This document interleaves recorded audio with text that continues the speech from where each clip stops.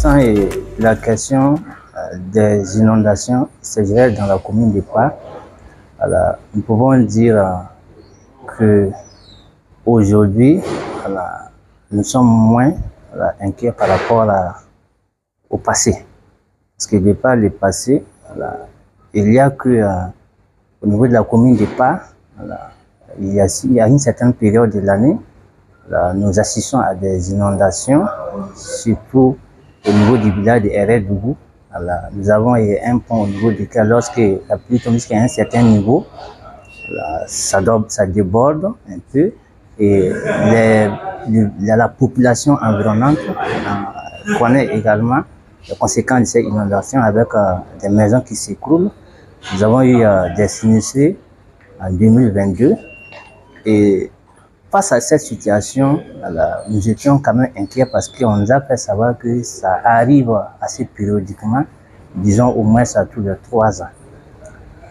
C'est tout que à l'issue des 2 années successives où nous avons connu l'inondation au niveau de ces villages, l'ABV a pris l'initiative de venir vers la commune et d'initier un certain nombre d'activités, notamment une activité de simulation en situation d'inondation qui a vraiment préparé les différents acteurs et même les populations sur le comportement que chaque acteur doit avoir dans le sens de la réponse à la situation d'inondation. Et à la suite de cette activité, nous avons connu les renforcements des capacités qui nous ont donné les outils, les comportements et même qui nous ont préparés dans le sens de l'alerte, comment on doit procéder pour éviter qu'une inondation ne vienne de façon très surprenante et de sorte à susciter un grand nombre de dégâts.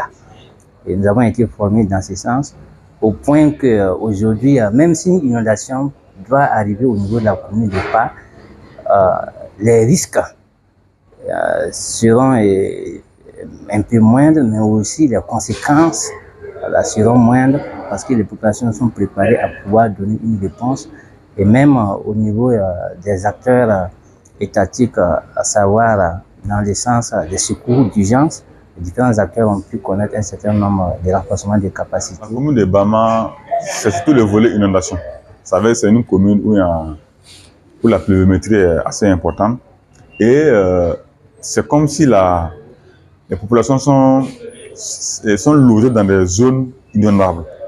En fait, c'est une zone de production. Donc, il y a des plaines, en l'état aménagé des plaines où on cultive le riz, et les produits maraîchers, ainsi de suite. Donc, les gens ont construit juste à côté de ces zones de production-là.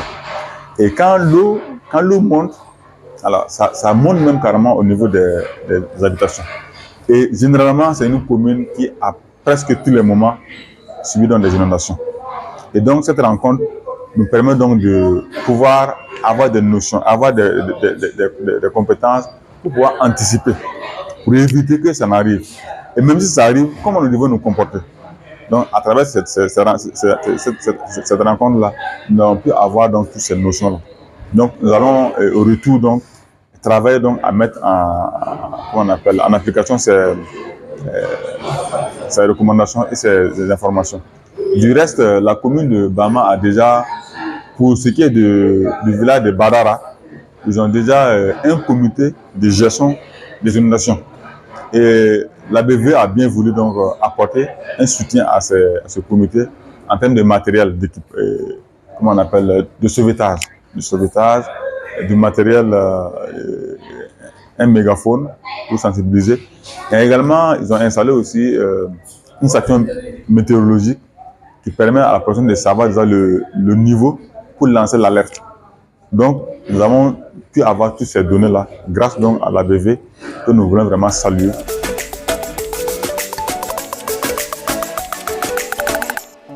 Sont assez nombreux, mais déjà on peut noter par exemple la recommandation qui demande donc à l'État d'accompagner les communes pour l'élaboration des plans d'occupation des sols. Là, si la commune sait le type de sol, on saura qui peut être ici, qui peut ne pas être ici, pour pouvoir avoir un lien avec donc, les inondations et les sécheresses. L'autre recommandation, c'est de renforcer les capacités des populations, notamment les structures locales, telles que les coutumiers, les CVD, voilà, toutes ces personnes qui travaillent donc au niveau local. Également, nous avons demandé à ce que l'État puisse accompagner, avec bien sûr les partenaires, sur le plan financier. Voilà, parce que ça demande beaucoup de moyens pour pouvoir maintenir ça demande beaucoup de moyens. Donc, souvent, les communes n'ont pas assez de moyens pour accompagner ces... Je sais que, par exemple, on constate qu'au niveau du Burkina Faso, il y a une pléthore de systèmes d'alerte précoce, de prévision, de gestion, voilà. Et on a pensé que pour gagner en efficacité, pour pouvoir apporter des réponses aussi suffisantes et efficaces, il faut qu'on arrive à réunir, en tout cas mettre ensemble tous ces systèmes-là et puis consolider et renforcer maintenant les capacités donc, de ces systèmes. Je prends comme exemple, par exemple, pour l'émission des alertes, d'après que la météo, hein, l'Agence nationale de la météorologie de Burkina Faso, doit payer. Par exemple, pour alerter à travers donc, le canal de la RTV, l'agence doit payer. Cela veut dire quoi? Que, en fait, si on avait une plateforme unique au niveau du Burkina Faso, dans quelle plateforme on pouvait aussi avoir les communicateurs, notamment la RTV et même la presse privée, ça peut donc on peut trouver des arrangements institutionnels, en tout cas pour que les choses fonctionnent sans donc des obstacles liés donc au coût donc du paiement des prestations.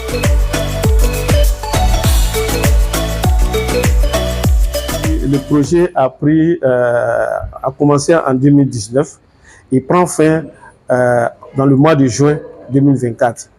C'est vrai que après ces ateliers nationaux qui sont en train d'organiser, il y aura un atelier au niveau de Lomé, ce que nous allons présenter ces différents résultats de ces ateliers, puisque tous les 6 pays seront réunis à Lomé pour qu'on puisse échanger sur les résultats de ces études-là.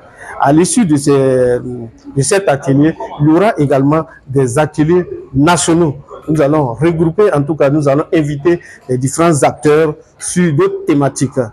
Et après la fin de ce projet, nous sommes en train de réfléchir comment faire pour pouvoir perpétuer les résultats que nous avons pu, en tout cas, engranger durant ce projet. Du reste, nous sommes en train de réfléchir également pour voir si nous ne pouvons pas, en tout cas, renouveler ce projet, dire c'est une phase 2 du projet, pour en tout cas mettre à l'échelle ce qui a été fait dans les différentes communes et les différentes communes pilotes.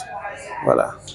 L'ABV comme un objectif poursuivi, c'est pour gérer les eaux transfrontalières. Transfrontalières, c'est-à-dire entre les différents pays du bassin de la Volta, qui est les pays, comme on l'a si bien signifié, le Burkina, le Mali, le Bénin, le Togo et le Ghana. Donc l'objectif, c'est de gérer ces ressources en eau là, pour ne pas qu'il y ait des conflits entre ces différents pays. Par moment, il y a des pollutions.